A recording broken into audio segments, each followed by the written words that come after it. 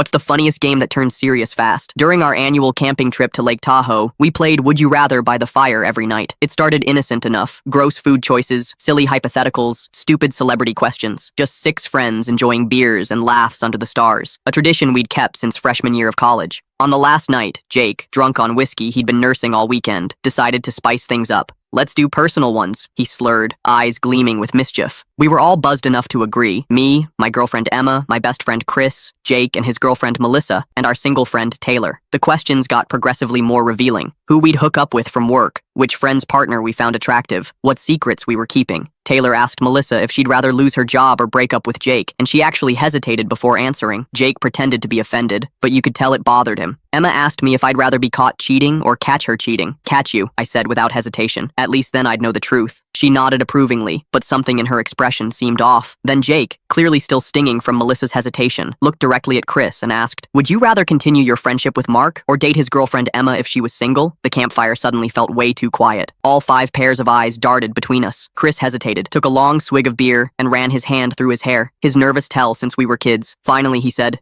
"If I'm being honest, I'd date Emma." He tried to laugh it off. "But that's just hypothetical, man. You guys are perfect together." Everyone froze. I laughed awkwardly, waiting for Chris to say he was joking. He didn't. I looked at Emma sitting across the fire. She was staring at the ground, face flushed, refusing to make eye contact with anyone. Taylor coughed uncomfortably. Melissa whispered something to Jake. "Dude, what the hell?" I finally managed. 13 years of friendship and you'd throw it away for a hypothetical? Chris shrugged. "It's just a game, Mark. You asked for honesty." "No, I get it," I said, trying to keep my voice steady. I noticed Emma still hadn't said anything in my defense. The silence told me everything. I stood up, walked to my tent, and started packing my stuff. I could hear the others whispering by the fire, trying to salvage the night. Emma followed me 5 minutes later, tears streaming down her face. "We need to talk," she whispered, zipping the tent closed behind her. "About what? How you're in love with my best friend?" I stuffed my sleeping bag into its case with unnecessary force. "It's not like that," she insisted, but her voice trembled.